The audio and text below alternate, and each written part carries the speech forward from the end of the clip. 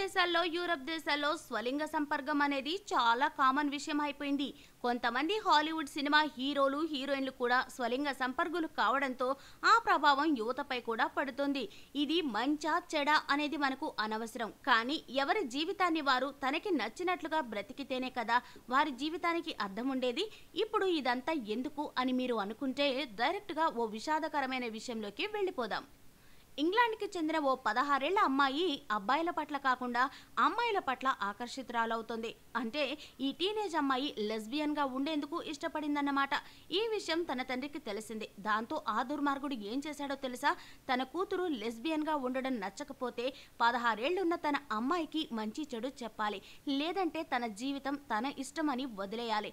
కానీ సొంత కూతురునే రేప్ చేశాడు. కారణం ఏమిటనుకుంటున్నారు? మగవారితో సెక్స్ ఎలా ఉంటుందో రుచి చూపించడం కోసం అంట. లెస్బియన్ గా ఉండడం కంటే మగవారి పట్ల ఆకర్షితులవడం మంచిది అని ఆ అమ్మాయికి తెలియజెప్పడం కోసం అంట.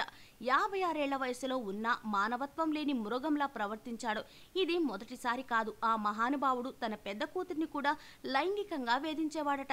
దాంతో ఆ అమ్మాయి ఇల్లు విడిచిపెట్టిపోయింది. ఇప్పుడు చిన్న కూతురినేమో లెస్బియన్ గా మారుతుంటే రేప్ చేశాడు. అది కూడా దారుణమైన కారణంతో ఈ కామాంధుడికి తగిన శిక్ష విధించింది కోర్టు. 21 ఏళ్లు జైల్లో గడపనున్నాడు ఈ మనిషి రూపంలో ఉన్న జంతువు.